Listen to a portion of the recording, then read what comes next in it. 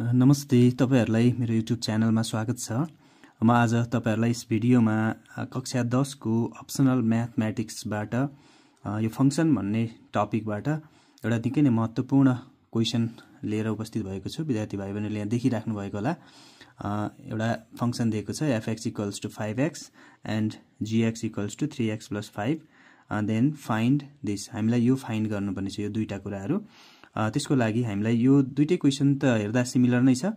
यो x को फर्ममा फाइन्ड गर्नुपर्ने छ भने पछि हाम्रो यो डोमेन 3 राखेर यसको आन्सर निकाल्नुपर्ने छ। यो b नम्बरको क्वेशन गर्नका लागि हामीले पहिले a नम्बरको आन्सर निकाल्नु जरुरी छ। यसको लागि हामीलाई यहाँ इन्भर्स फंक्सन निकाल्नुपर्ने छ। यो इन्भर्स भनेको composite function of g and f। यो दुईटा फंक्सन g र f दिएको छ नि, हो यही दुईटा फंक्सनको composite function of g and f। यसको हामीले इन्भर्स फंक्सन निकाल्नुपर्ने छ। के को इन्भर्स त? Composite function of g and f। यो कम्पोजिट फंक्सन हामीलाई पहिले चाहियो त्यसो भए, किनभने यसको इन्भर्स निकाल्नु पर्ने भएको भएर यसको लागि हामीले इन्भर्स निकाल्न पर्ने छ। सो हामी यहाँ के गर्दै छौं त अब FOG भनेको composite function of g and f पहिले निकालौं। ल जसको लागि हामी सोलुसनमा पहिले हामी के गर्छौं त भने हियर हामीलाई दुईटा फंक्सन के दिएको छ त fx = 5x र gx = 3x + 5। अब हामी के गर्छौं फर्स्टमा यो FOG composite function of g and f यसको पहिले हामी आन्सर निकाल्छौं। अब यसलाई हामी यसरी लेख्न सक्छौं। यो रुल अनुसार हजुरलाई थाहा छँदै छ। f हाम्रो टर्न भनेको g भन्ने फंक्सनको हो। g भन्ने फंक्सन हामीलाई यहाँ 3x + 5 छ। अब हाम्रो f को टर्न आयो, g को टर्न सक्यो, f को टर्न भनेको fx भनेको 5x छ। यहाँ x हुँदाखेरि यहाँ 5x छ। हाम्रो यो x को ठाउँमा कति छ त 3x + 5 छ। सो अब हामी यो x लाई हामी कतिले रिप्लेस गर्छौं त 3x + 5 ले। त्यसको लागि हामी 5 एज इट इज भयो अनि 3x + 5। यसरी हामीले यो ब्र्याकेट ओपन गर्दाखेरि 15x + 25 आयो। यो के भयो त देयरफोर अब हाम्रो composite function of g and f कति आयो त 15x + 25 आयो। अब यो फंक्सन आइसके पछाडी अब बल्ल हामीले के गर्नुपर्ने छ त यो FOG को इन्भर्स निकाल्नु पर्ने छ। FOG भन्ने फंक्सन कति आयो त 15x + 25 आयो। अब यसको इन्भर्स निकाल्नु पर्ने छ है। त्यसकारण फेरि अगेन हामी के गर्छौं त यो फंक्सनलाई लेट गर्छौं। यो y = 15x + 25। अब यसको लागि हामी x र y को भ्यालु इन्टरचेन्ज गर्छौं। इन्टरचेन्जिङ x एन्ड y हाम्रो इन्भर्स निकाल्ने रुल यही हो नि त। वी गेट अब y भनेको x हुन्छ र x भनेको के हुन्छ त अब y हुन्छ। ल अब हामी इन्भर्स फंक्सनमा इन्ट्री भयो हाम्रो है त। यसरी हामीले y को भ्यालु फाइन्ड गर्नुपर्ने हुन्छ। त्यसकारण x - 25 = 15y भयो। यहाँबाट y को भ्यालु निकाल्नु पर्ने छ। सो x - 25 यो 15 यता आउँदा के भयो त डिभाइडमा आउँछ y। यसरी हाम्रो y को भ्यालु निस्क्यो। कति आयो त y भनेको x - 25/15 आयो।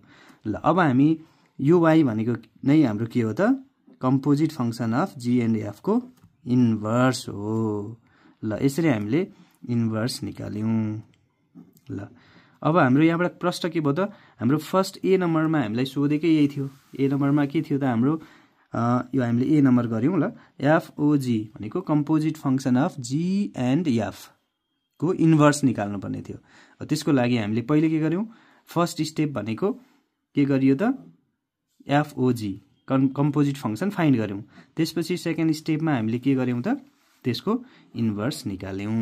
ल यो इन्भर्स आइसके पछाडी अब बल्ल हाम्रो b नम्बरमा जान्छौं। अब b नम्बरमा हाम्रो के छ? ल यसैमा हामीले अब इनपुट 3 गर्नुपर्ने छ, किनभने इन्भर्स फंक्सन अफ FOG निकालिसकेका छौं। अब हामीलाई 3 राखिदिएपछि आन्सर आइहाल्यो। ल यसमा हामी अब b नम्बरको लागि के भयो त FOG को इन्भर्स 3 हेर्नुस् है। यसैमा x हुँदाखेरि यहाँ x छ। अब x को ठाउँमा 3 ले रिप्लेस गर्नु, x लाई 3 ले रिप्लेस गर्नु पर्यो भने 3 ले रिप्लेस गर्दिएपछि आन्सर आइहाल्यो। यसरी हामीले आन्सर निकाल्छौं। यो कति भयो त 22/15 आन्सर। यसरी हामीले दुईटा क्वेसन हामीले सल्भ गर्यौं, ए र बी। निकै नै महत्त्वपूर्ण क्वेसन छ यो। यहाँ धेरैजनाले मिस्टेक चाहिँ के गरिदिनुहुन्छ भनेदेखि यो एफओजी इन्भर्स निकाल्नलाई यो छुट्टा छुट्टै इन्भर्स निकालिदिनुहुन्छ। यो एकदमै ठुलो गल्ती हो, त्यसकारण एकदमै विचार गर्नुपर्ने हुन्छ है। जस्तो तपाईहरुलाई एफओजी इन्भर्स एक्स छ भने अब यो भनेको छुट्टै कुरा हो। यसमा चाहिँ के हो त, यो इन्भर्स चाहिँ जी को लागि मात्रै हो। पहिले जी को इन्भर्स निकाल्नु पर्यो, अनि त्यसपछि बल्ल composite function of g inverse and f भन्न खोजेको। तर यहाँनिर ब्र्याकेट हुने बित्तिकै के भयो त, यो इन्भर्स फंक्सन अफ एफओजी। ल यहाँ हामीलाई इन्भर्स फंक्सन अफ एफओजी थियो, त्यसकारण हामीले यो रुल अनुसार गर्यौं। अब यसै गरी हामीले यही composite function inverse of the composite फंक्सनबाट अर्को एउटा इम्पोर्टेन्ट क्वेसन गर्छौं है त। ल अब यो पनि एसईमै सोधेको क्वेसन हो। यसमा पनि हामीलाई के दिएको छ भने two functions are fx equals to 2x + 5/8 and gx equals to 3x - 4। अनि यहाँ अर्को कुरा, यो दुईटा फंक्सन दिइहाल्यो। If inverse of the composite function of G and F is an identity function, find the value of X. अब यसमा अलिकति डिफ्रेन्ट के छ भने, यो मैले अहिले भर्खर तपाईहरुलाई सिकाइसकेँ यसको इन्भर्स निकाल्ने। यसमा चाहिँ यो फंक्सन चाहिँ आइडेन्टिटी फंक्सन हो रे। आइडेन्टिटी फंक्सन भएपछि एक्स को भ्यालु निकाल्नु पर्ने छ हामीलाई। ल यसमा पनि सिमिलरली हामी पहिले यो इन्भर्स निकाल्छौं है त। यसको लागि हामीले दुईटा फंक्सन हामीलाई के दियो त, fx equals to 2x + 5/8 and gx भनेको 3x - 4 दिइराखेको छ। अब यो अनुसार अब हामीलाई इन्भर्स फंक्सन अफ एफओजी निकाल्नु छ। अब त्यसको लागि त पहिले एफओजी चाहियो। सो एफओजी अफ एक्स निकाल्नु पर्यो। यसलाई हामी यसरी लेख्छौं, एफ जी को टर्म छ। जी भन्ने फंक्सन कति छ त, gx 3x - 4 छ। अब हाम्रो एफ को टर्न हो। एफ मा एक्स हुँदाखेरि यहाँनिर एक्स छ भने अब हामीले एक्स को ठाउँमा 3x - 4 राख्नुपर्ने छ। 2 को 2 नै भइहाल्यो। एक्स लाई हामीले 3x - 4 ले रिप्लेस गर्नु पर्यो, प्लस 5/8। यसरी हामीले 6x यो ब्र्याकेट ओपन गरेको -2 4 8 भयो, प्लस 5/8। अनि यसरी हाम्रो 6x - 8 + 5 भनेको -3/8। ल यो हाम्रो के आयो त, composite function of G and f भनेको एफओजीएक्स आयो। ल अब यसमा हामीले यसको इन्भर्स फाइन्ड गर्नुपर्ने छ। ल अब इन्भर्स फाइन्ड गर्नलाई के गर्नु पर्यो त, फेरि अघिकै रुल सम्झ्यौ त। अगेन अब हामी के गर्छौं त, लेट यो सबैलाई हामी y सपोज गरौँ। y equals to 6x - 3/8। अब इन्टरचेन्जिङ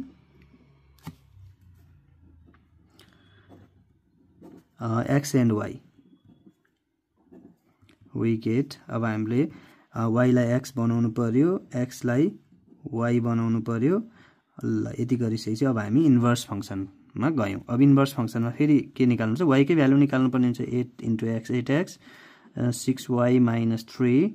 यहाँबाट हामीले 8x प्लस माइनस यता आउँदा +3 6y, अनि यो 6 लाई हटाउँदा 8x + 3/6 इक्वल्स टु y। यहाँबाट हाम्रो y आयो 8x + 3/6। अब यो इन्टरचेन्ज हामीले के को लागि गरेको त, इन्भर्स निकाल्नलाई। के को इन्भर्स, एफओजी को, composite function of G and f को। त्यसकारण अब हाम्रो यो देयरफोर इन्भर्स फंक्सन के को इन्भर्स त, composite function of G and f. यसको इन्भर्स फंक्सन 8x + 3/6 आयो।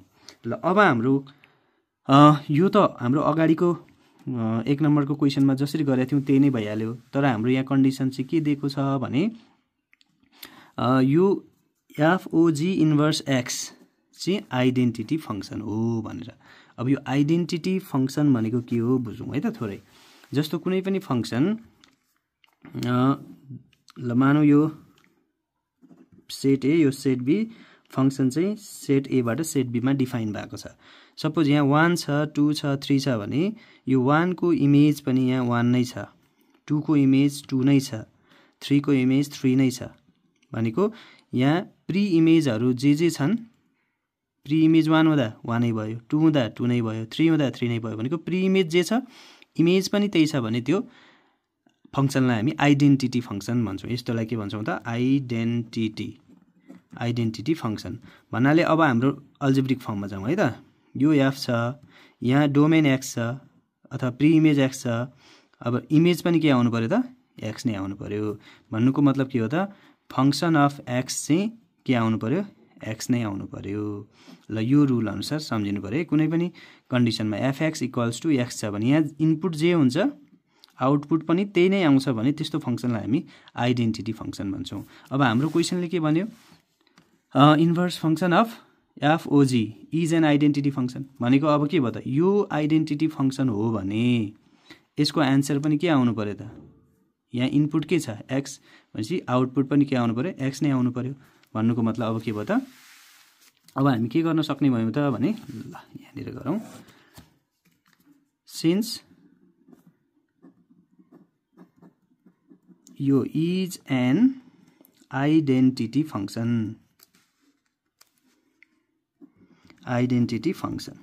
यो आइडेन्टिटी फङ्सन भएको भएर एफओजी इन्भर्स एक्स पनि के आउँछ त एक्स नै आउनु पर्यो हाम्रो यो के हो त डेफिनेसन अनुसार। ल अब हामीले यसको भ्यालु यहाँ निकालेका छौँ कति छ त 8x + 3/6 निकालेका छौँ यो इक्वल्स टु एक्स। ल यसलाई सल्भ गरौँ अनि एक्सको भ्यालु निस्किहाल्छ 6 यता जाँदा 6x भयो। ल अब के भयो त 8x यो 6 यता आउँदा -6x इक्वल्स टु 3 अनि यहाँबाट यो 2x भयो इक्वल्स टु 3 यो -3 भयो यता आउँदाखेरि सरी अनि यहाँबाट x को भ्यालु -3/2 भयो।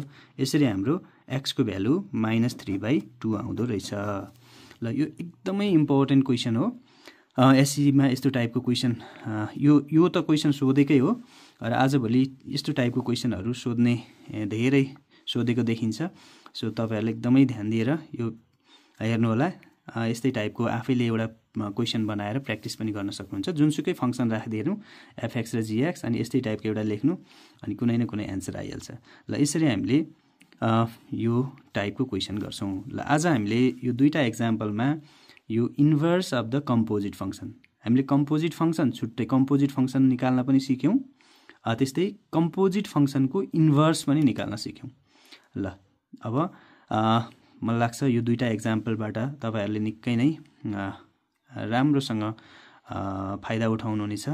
तपाईहरुले निकै राम्रोसँग बुझ्नु भएको छ भन्ने पनि आशा लिएको छु। यदि कुनै समस्या भए तपाईहरुले कमेन्ट बक्समा कमेन्ट गर्नु होला र आगामी भिडियोहरुमा पनि म यस्तै खालका निकै महत्त्वपूर्ण जुन एक्जामिनेसन पोइन्ट अफ भ्यूमा एकदम इम्पोर्टेन्ट क्वेसन्सहरु जे छन् त्यस्ता खालका क्वेसनहरु प्रत्येक युनिटबाट म समावेश गर्ने नै छु। अहिलेका लागि हस्त धन्यवाद।